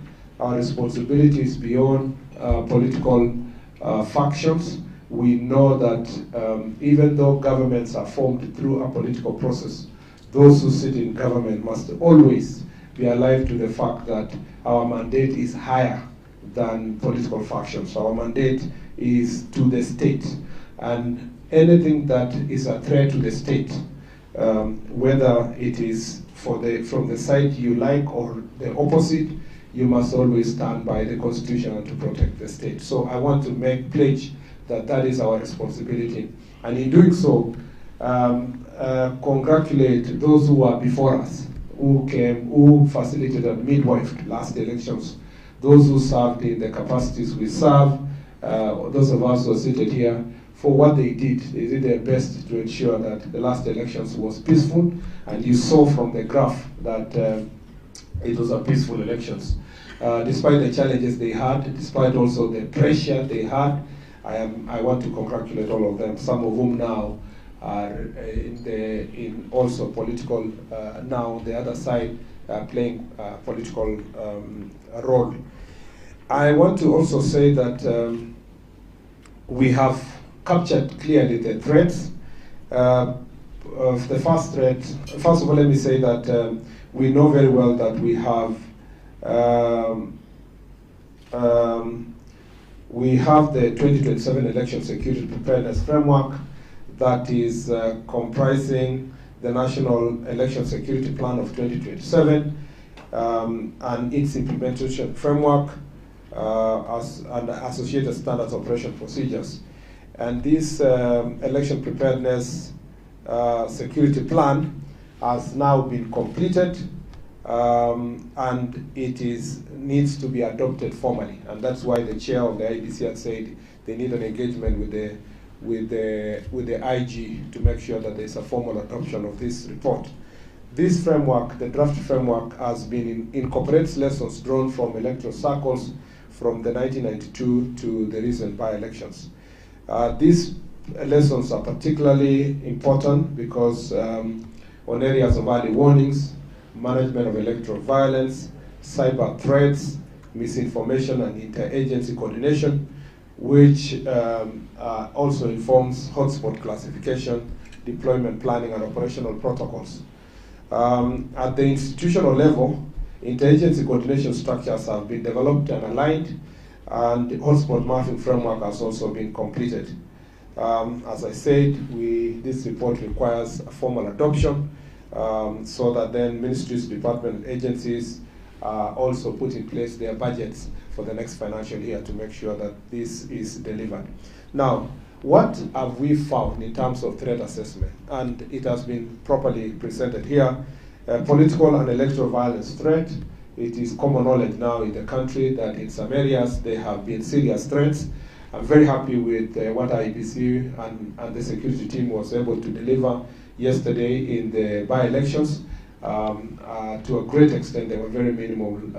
There was a very minimal presence of goons and gangs in the constituency elections and also the by-elections for the MCAs.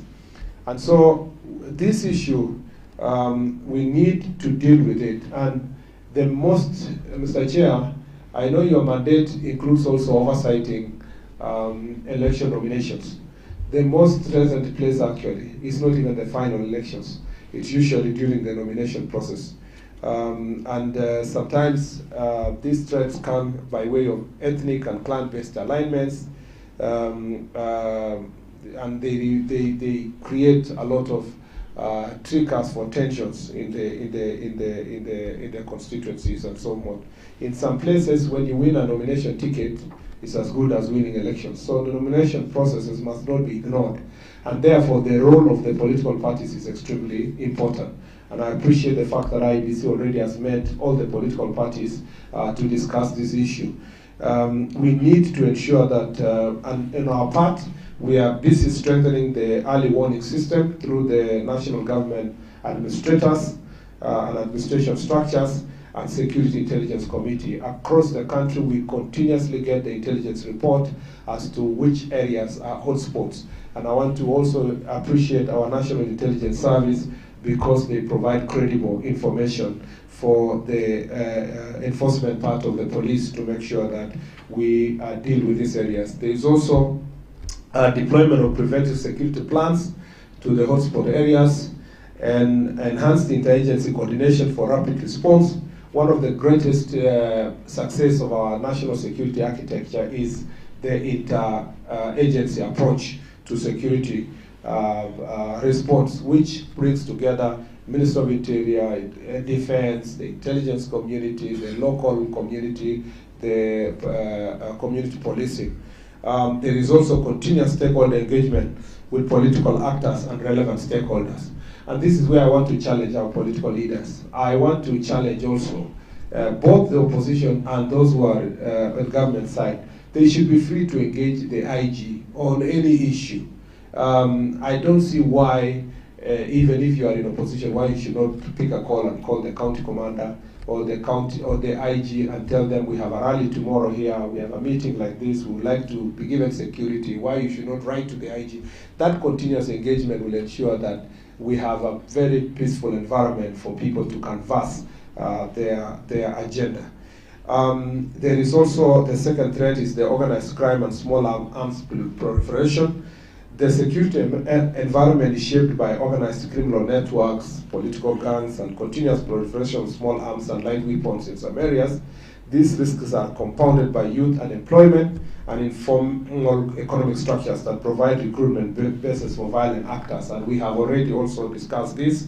And for us, you know that we are doing everything to collect illegal weapons, especially the banditry-prone areas like the North Rift and also the northern part of the country.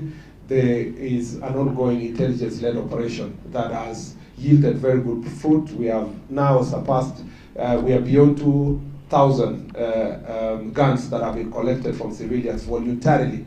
And we shall be having a public display and banning of those guns soon as a result of our intelligence-led operations that within a year has resulted in collection of over 2,000 guns. And there are still more because of the challenges of our porous border. The multi-agency security operation also has identified the hotspot areas, and the community policing and Nyumbakumi structure is being strengthened to enable us to disrupt these criminal networks. You need to see that, and this is the assurance to the country, that we have now upscaled our fight against the gangs. And special security teams have been put in place by the IG. I know there has been a serious operation in Kitale where there was a big challenge, and I'm very happy to report that it has not spared anybody. Politicians on both sides of the political divide have come to acknowledge that it was the right thing for us to do, even though it was painful for them because their supporters had to be dealt with, arrested and charged in a court of law. And that will be the norm, whether it's Nairobi, Mombasa, Kisumu, all these parts that we have had in the past, the presence of criminal gangs. We must make sure that this issue is dealt with finality. On the cybersecurity threats that has been mentioned, we are working hard to ensure that we strengthen the Election Cybersecurity Operational Center based monitoring and response capability. We also deal with real-time detection and verification of protocols of digital content, enhanced protection of voter registration and result transmission systems is needed to make sure that that is properly protected, and public communication strategy to counter misinformation and restore trust. With these AI-generated fake videos and pictures, these elections is going to have its own challenge, and we are preparing ourselves to do the same. We actually, I hope, Mr. Chair, you will also have an engagement, hopefully, with the judiciary, so that we receive great support when these people who are propagating fake news are arrested and charged.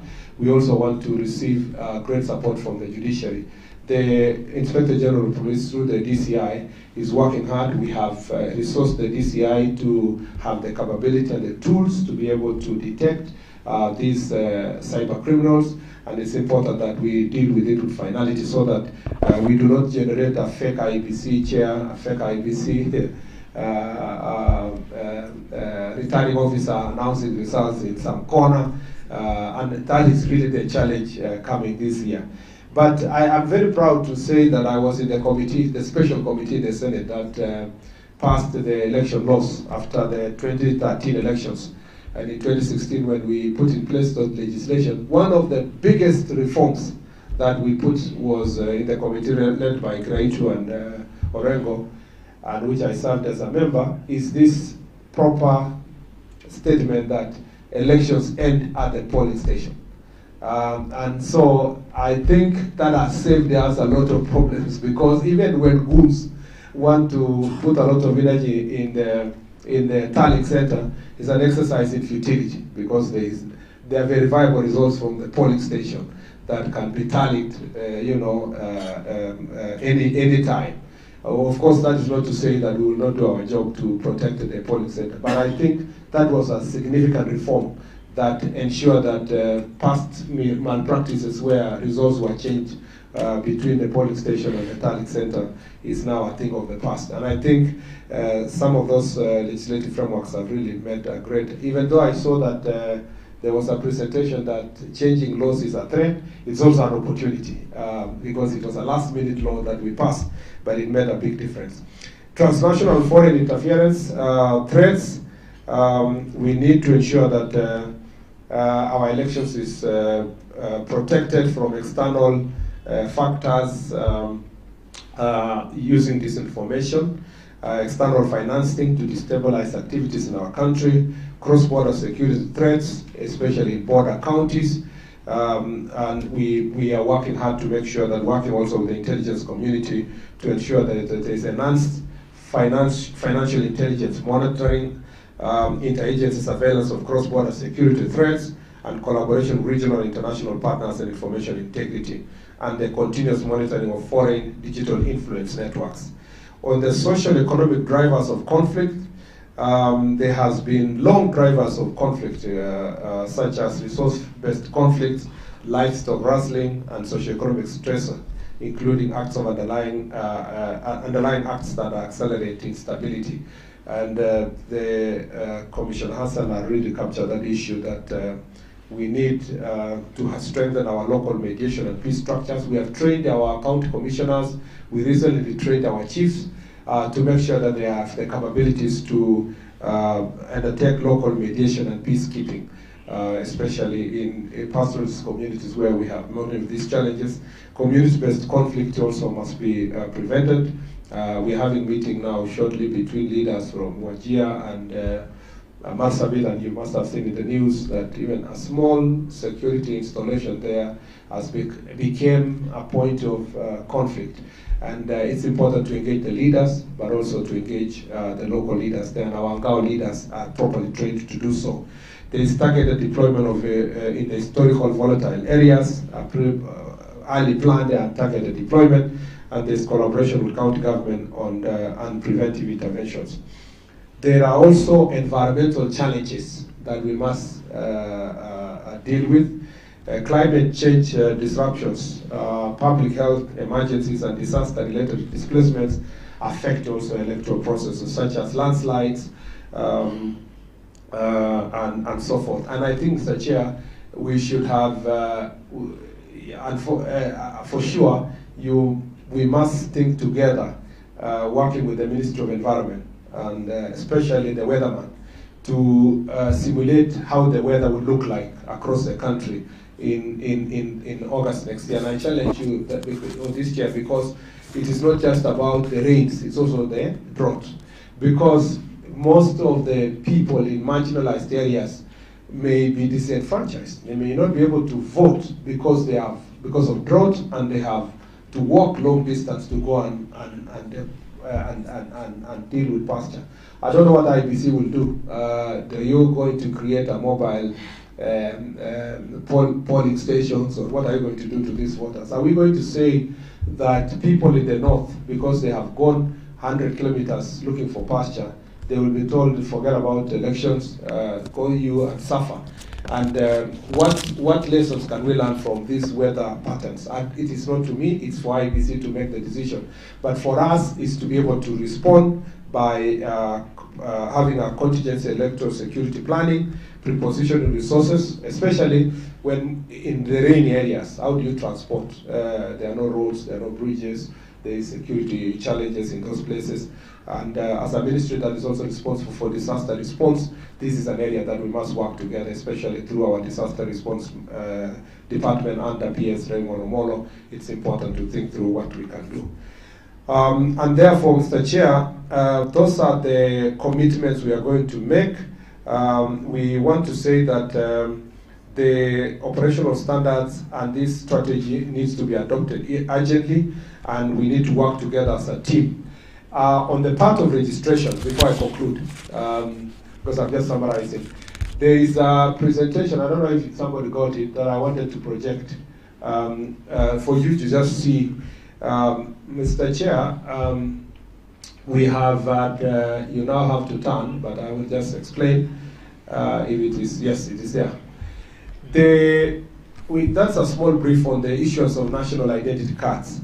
And the directorate has registered 35 million Kenyans, and the figures on top, between 1995 and 2026. Those are people who are having IDs, out of which 17 million are female, and 17.7 are female, and 17.5 are male.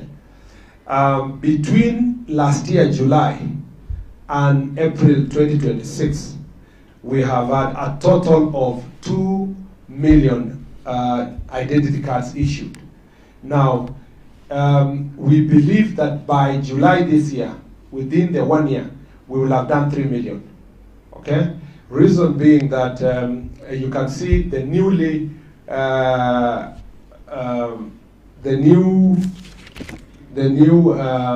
newly registered. Sorry, just go up, just go down a little bit. The newly registered are scroll. No, yes. The newly registered IDs are those are people registering for the first time ever. Is 1.1 million. But it should concern you that people who are going for replacement for IDs are almost the same as the people who are getting IDs for the first time. That is 900,000 people, 949 are replacing their IDs. Either they are making some few corrections, but most of them are replacing IDs. Now, why is it that the number has gone high? In the past, we would have done 1 million. Yeah, by July, we would have done 1 million. We will do 1.2, 1.3. Now we will do about 3 million. Why is that so? Because of deliberate government policy. When the president came to office, the first thing he did was to, 2 years ago, was to remove the extra vetting requirements for issuance of IDs. And you will see the impact in terms of the number of people who are able to get IDs. Number 2 was to remove the 300 shillings that was paid when you get an ID for the first time. That 300 was a big deal. Many people who are taking ID for the first time were unable to do so because they could not pay the 300 shillings. And you can see the numbers have gone up. But more significantly, for you to replace your ID, remember in Kenya, if you have an ID, and I have kept saying this in barazas and so forth, even those people who go and bring busa in the village, when they don't have money, they leave the ID with the seller of the busa and tell, nishikie, nitakuletea, shilingi 20. And some of them even use it for hospital bills. Some use also for Shylocks, the local Shylocks. Keep my ID, I will pay you. And as a result, many people don't have their IDs. Now, for you to get a new ID, you have to pay 1,000 shillings to replace. Okay? 1,000, yes, PS? Is it 1,000 shillings? Yes, correct, I'm right. So for the 1,000 shillings, it was very high, because the punishment then was that we have given you an ID, so there is no need to charge you 300, let's charge you higher, so that you take care of your ID. Unfortunately, even with that, people still lost their IDs, or they left it in all these places, including busa sellers and so forth. That's not to say we are not fighting illegal brews. We are also dealing with that decisively. Now, when we removed the 1,000 requirement, look at the numbers, 949. And you will see that those numbers will go up. And I always tell people, punish that busa person by coming to get an ID, because it's cheaper to get an ID than to go and pay your debt. So that going forward, people will not use the ID to ask for the same. If you see the IDs delivered between last year and now, just scroll up now, you will see that it is fairly distributed all over the country. The bigger counties like Kiambu and so forth also have their big share in terms of population. Nairobi, Kiambu, Kakamega have the highest. But look at the improvement. Look at the improvement in the, just stop there. Look at improvement in counties like Garissa. Now they have 28,000 in total. Taita Taveta, 15,000. Counties like Marsabit, 34,000. That improvement in marginalized areas is very significant because, and border counties, because people who felt who would not get IDs are now being, getting the confidence to get their IDs, either because of poverty or certain challenges they had. Now they are getting the IDs. And you can scroll down, all those IDs have been delivered across the country. You know, there are people who like propaganda to say, look at Nakuru, 85,000, look at Kakamega, 86,000, look at Nairobi, just scroll down to see Nairobi, counties like Nairobi. Nairobi is 312,000 IDs. There is absolutely no favoritism to any part of the country. And I want to say this because sometimes cheap political talk out there, as we say, which creates misinformation, is to say some areas are getting their IDs more than others. You can see there is fair distribution of IDs across the country. The figures are the same. And the uncollected IDs is the same. If you go down there, we are having a big challenge of uncollected IDs. Counties like Mombasa, you see 21,000 have not collected the IDs, Kwale is 19,000, and some counties also have done better in terms of collection of their IDs. If you go down, if you scroll down to the end, you will see that the total uncollected IDs is, in Nairobi there's 69,000 people who have not collected IDs. There's a total of 489,000 uncollected IDs that are in different centers. Now what we are doing is that we want to employ technology. Now that when the process of applying and tracking your application of ID will help us to make sure that many Kenyans can get their IDs. We are also using our Ngao officers to make sure, you know, these are very sensitive documents, so you can't tell anybody to go and pick the ID. But we want to make sure that our chiefs and assistant chiefs are working with the registration officers to make sure that people are getting their IDs at a closer range. And this is our prayer.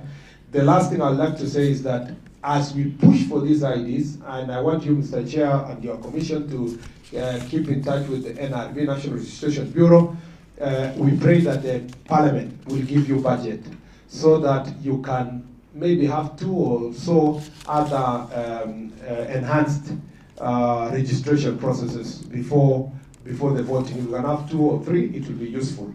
I know it's expensive, but it's about for Parliament. That is where, again, you have to engage the Budget Committee and the relevant leadership of National Assembly to make sure that Kenyans are being facilitated in terms of getting their national IDs.